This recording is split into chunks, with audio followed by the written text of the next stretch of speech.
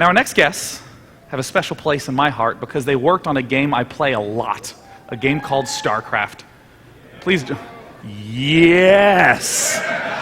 Especially Starcraft Brood War. 17 years ago it was released. Please join me in welcoming to the stage Chris Siggety and Dustin Browder from Blizzard Entertainment. Dustin, what is up? Chris, welcome. Please join me. I will continue my journey back to my table of authority. Heroes of the Storm has just come out. You're the new MOBA kid on the block. What's it feel like to finally have it officially released? Super exciting. We've been working on it for a very long time. We internally call Heroes of the Storm BlizzCon or Blizzard the Game. We created it in concert with the community in a very big way, and it's finally arrived. So very exciting for the team in general, and this is just the beginning, as we're about to see, I think. Yeah, I mean, what's especially interesting to me is that many players of the MOBA genre will be familiar with the business model of releasing new heroes one at a time. And of course, Heroes of the Storm does this, but today we're talking about the first expansion for Heroes of the Storm, Eternal Conflict. Let's take a look.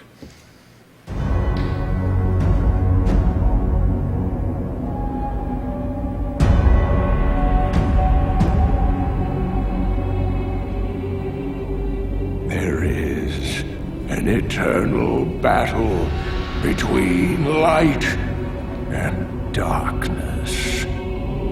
The high heavens and the burning hells.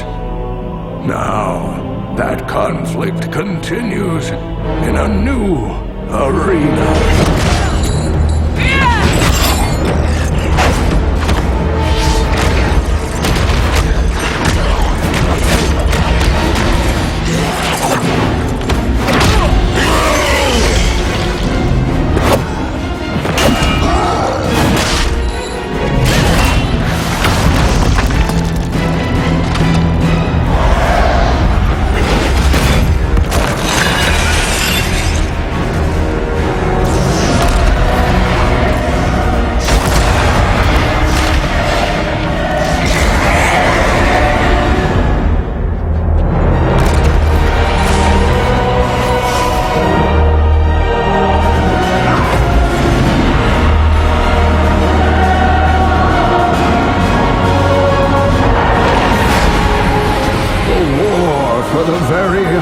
The Nexus is about to begin.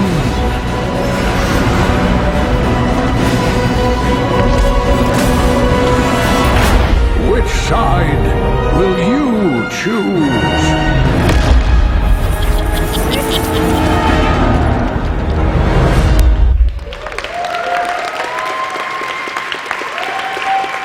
Awesome.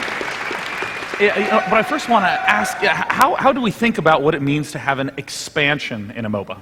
Yeah, for us, Eternal Conflict represents this epic moment for us, which is the first Blizzard world entering the Nexus. It's all about Diablo for the next several months. Mm-hmm. It's heroes, it's battlegrounds, and more. And it's coming on June 30th. It's 2 weeks away. It goes up on PTR next week, so we're super excited about it. Well, awesome.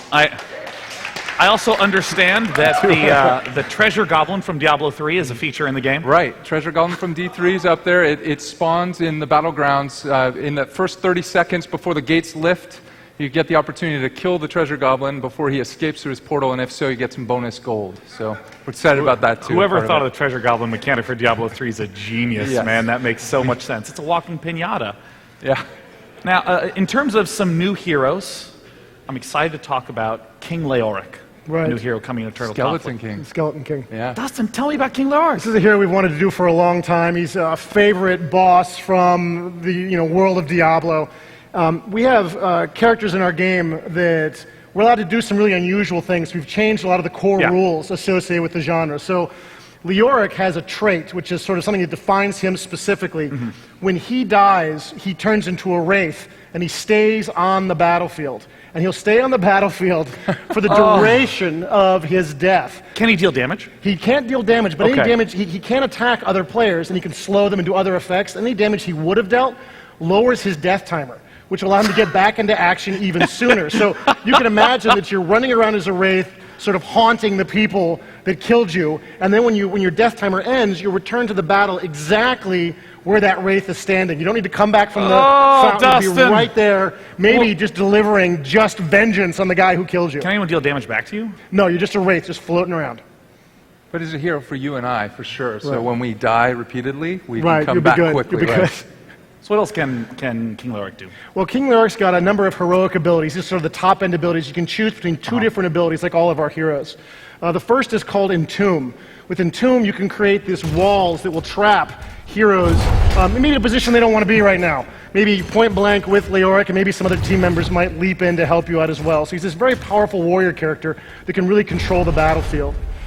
His second heroic ability is ability that allows him to move across the battlefield. It's the March of the Black King, and it allows him to sort of smack enemies with this giant mace. And it reminds you of the boss battle from Diablo 3, where he's unstoppable. There's nothing you can do to prevent this once he winds it up, and he deals ferocious amounts of damage, healing himself with every swing as well. So he can really plow through an enemy team, really add a lot of value to a team fight. And I mean, I know also the monk is being added. I don't know if you can talk at all about the monk, but I'm going to ask you to. The monk is, it's all good. The monk is still early in development for us, but we're still working on him. He is the first Diablo support character coming to the game.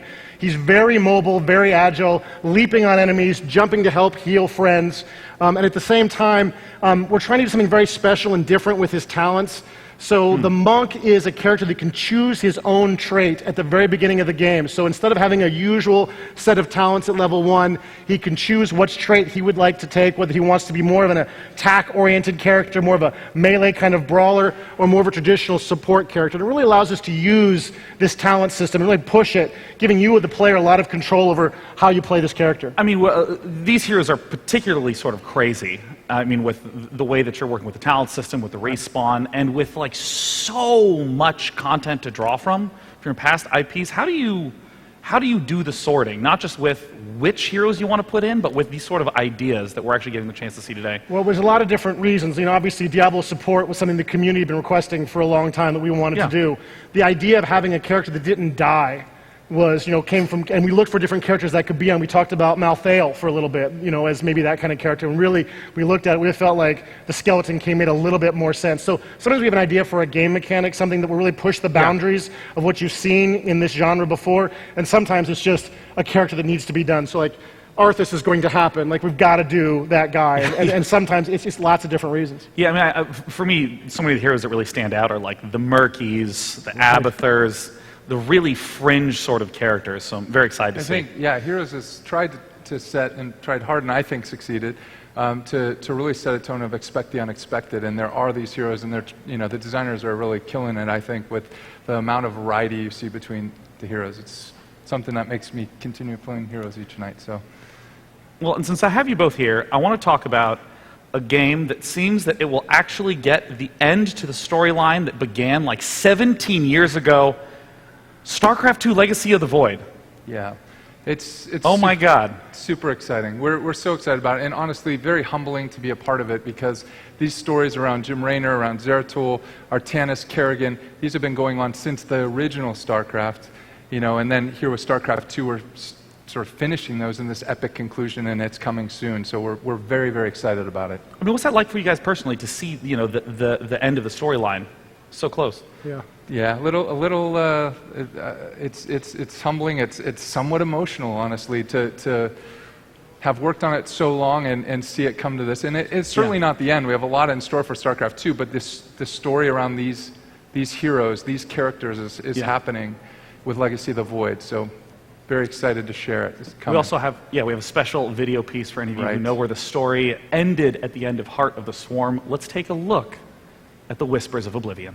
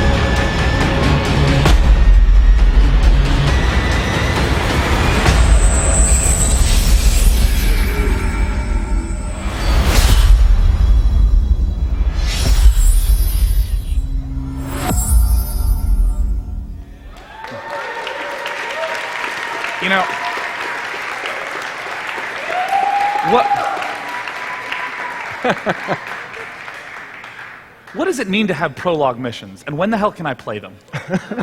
Yeah, so Whispers of Oblivion is connecting, it's really the story of Zeratul, who we haven't seen other than in cutscenes in Heart of the Swarm, and it connects the end of Heart of the Swarm to the beginning of Legacy of the Void.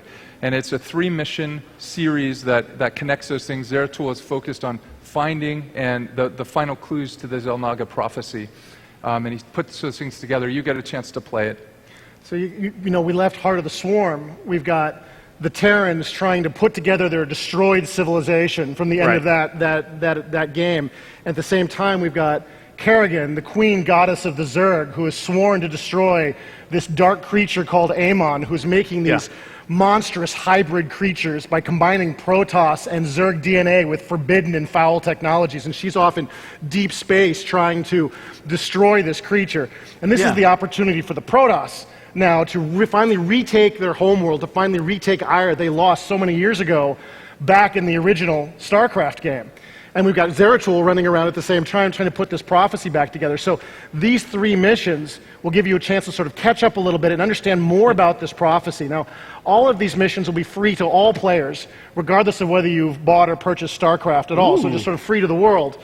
But if you want early access, you need to pre-purchase Legacy of the Void. And we'll have a lot more details about that coming in the next month. And I know so many people are huge fans of the single player of, you know, Legacy of the Void, but how do you balance working on that versus the multiplayer component with such a huge esports scene? Well, it's a really complicated process of having 2 teams, basically.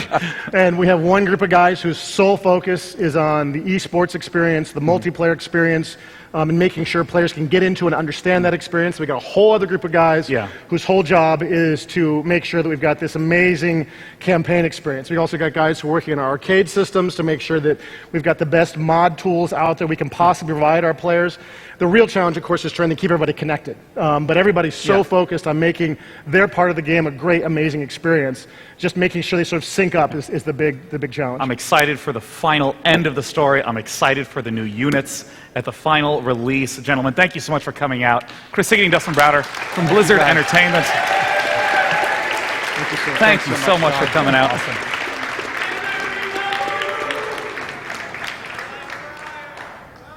It is time for our final guest of the night. I hope you guys have enjoyed our show throughout. We've gotten the chance to see one of the long-standing sci-fi series of the PC, and now we're getting a chance to look at one of the new ones. Let's take a look at a game that has ambition in spades. It's No Man's Sky.